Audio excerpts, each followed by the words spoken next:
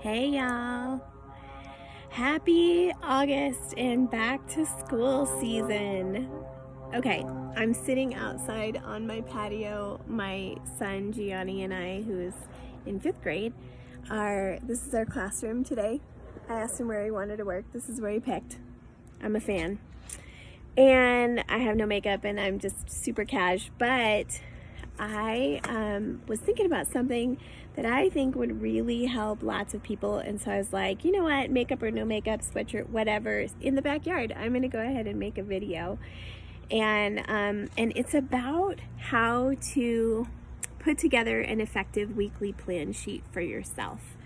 So it's August, right? And anybody who has kids of any age is a little nutso, especially if it's your first week of school, and it is for us. And it's just kind of a little bit of a crazy season. And I literally every single August on the first week of school have to remind myself, take a chill pill, Renee. It's not going to be like this forever. It's just crazy this week. And then we'll find our rhythm and you'll find your groove. And so if you are in that season and feeling a little nutso, let me just first remind you, like, it's a season. It's going to work out. You've got this, mama. You're okay. It's going to settle down. But so I woke up at 4 in the morning and I was literally stressing out over like all the things and how am I going to actually have time to work my Mary Kay business in this, now that we're starting school back and I'm back to homeschooling. One of my two and the other one is doing a hybrid online program, and so he definitely needs my help and assistance sometimes. And so how is this going to roll? How are we going to get to all the places and still continue to support a thriving business? So I pulled out my old school Mary Kay training excuse me and I remembered what Mary Kay Ash taught us, and that is to make a weekly plan sheet. And before you argue mentally in your mind with me, I'm going to share with you the thought that I often had, which was, especially when my kids were little, was like, what is the point of making a plan when I know it's going to get scrapped anyway? Like, you literally know that literally nothing is going to go as planned. Or maybe not nothing, but no plan will ever go exactly as you plan it, right? So what's the point of making one? And I just want to encourage you to, like, first of all, don't knock it till you try it, because what I have found is that in doing a weekly plan sheet, it actually gives me so much peace, because it puts me in a position of, like, when stuff happens and the plan has to change, that it actually, like, allows me to pivot, and like I had a plan and all I have to do is tweak the plan, instead of like I have no plan and it's just chaos and everything's hitting the ceiling all the time and I never know what to focus on and I'm tired and frazzled all the time. Okay, so if you start with a plan and things change, then you can pivot. But if you don't have a plan and things aren't what you expected to be, then you're just nuts, like crazy town. Okay, so here's how I put together a weekly plan sheet. It's like it's kind of systematic, because I promise you, if you sit down and if you're just like, I'm gonna plan my life, like, you will sit there staring at a blank piece of paper and go crazy and be overwhelmed and not know where to start, and you, like me, may scrap it and walk away and be like, never mind. I can't even wrap my head around that. So here's my system for creating a weekly plan. So first you get a blank weekly, like a week at a glance. And you can actually do this on your phone app if you can see a week at a glance in hour to half hour increments, or even 45-minute increments. If you have littles, you may need that. And so you're just going to take a week at a glance. And it needs to have like 6 a.m. until like 11 p.m. or whatever time you wake up to whatever time you go to bed. And you can even like print out an Excel spreadsheet or write it on paper, whatever. It doesn't matter. It doesn't have to be pretty. Just, you need a whole week at a glance and it needs to be completely blank. Okay, so step one is that you're going to write down everything in your schedule that you don't really have control over. Okay, so for example, if you have another job besides your Mary Kay, you're going to put in your work hours, because likely you don't have control over when you start and when you get out, when you leave, when you need to leave the house, when you get done, if you have a lunch break, all of that, right? Put in your family's obligations. So for instance, me with my kids, when am I driving my kids to their day of school for their co-op, because we homeschool, part-time. When is their hockey practices? When do I need to leave the house for that? When do I need to stop and make dinner? What nights is my husband doing dinner?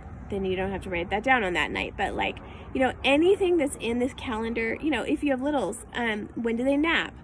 When do they eat? Because babies need to eat at regular times, right? So when are you nursing? When are you, all of the things, okay? If you have high schoolers, when are you taking them and if they're not driving, when are you driving them places? If they are driving, when are you committed to being with them because they're finally home with you when they never are? Okay, if you have elderly parents that you care for, when are you driving them to their doctor's appointments? What day do you have designated to do their appointments? Hopefully it's not just whenever. Hopefully you have like a day or two in the week that is designated for them to, like that, like, Mom, that's the day you can book doctor appointments and I'll drive you, kind of a thing. So just whatever the obligations are, when are they? Put them in, okay? That's the first thing. Then the second thing is you're going to go in the order of God, family, career. So God time. You're going to look at when in your schedule, now that you have a framework for what your limitations are, then like for instance this morning when I was doing this, then I looked at, I'm needing to leave the house at like blank time. So if I have my exercise time, I can pretty much do my exercise time at 8:30 almost every day, and then my quiet time can be either right before that or right after that. So that's an example, and then okay, church on Sundays, if you go to church, or Friday nights if you go to church on a Friday night or a Saturday night. So put in your God time, okay? Second is family. Put in your family time.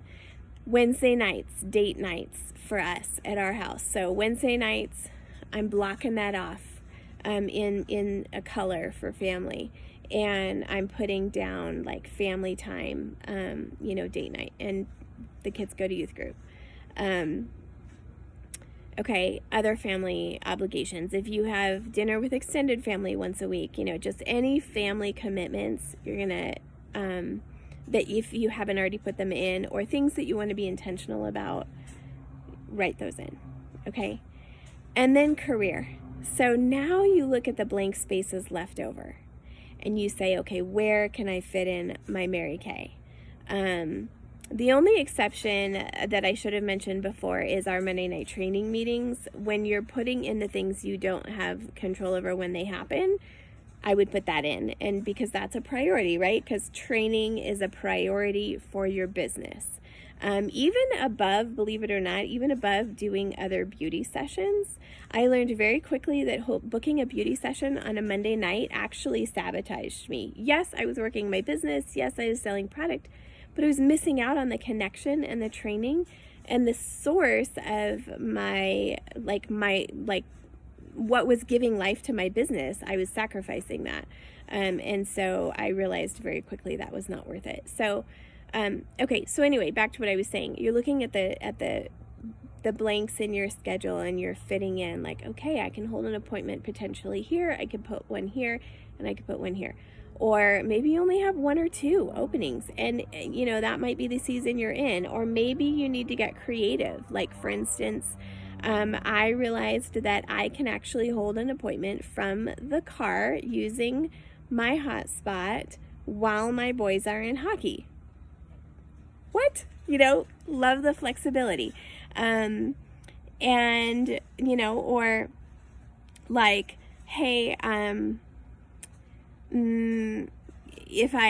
if I'm willing to tweak this one thing by 15 minutes, I could fit one here, that kind of thing. So you're just going to look at like where you can fit in your Mary Kay based on your goals for your business. And that's, so there you go. That's my process for how I create my weekly plan sheet. And then here's what you have to do. You have to test it. You have to try it. You try it for a week, and then you revisit it, and then you fix it, because I promise it won't be right the first time you do it. It's a process. It's a refining process of working a plan and finding a rhythm that works for you, and then realizing, hey, this is working really well, this is not working, and then tweaking that. So there you go. I hope you're having a great beginning of the school year season. Thanks for hanging out with me on this, on my porch, on my back porch, and make a weekly plan sheet. Send it to me and tell me, give me your feedback. Tell me how it's working for you. Okay. Love you guys. Wish you the best.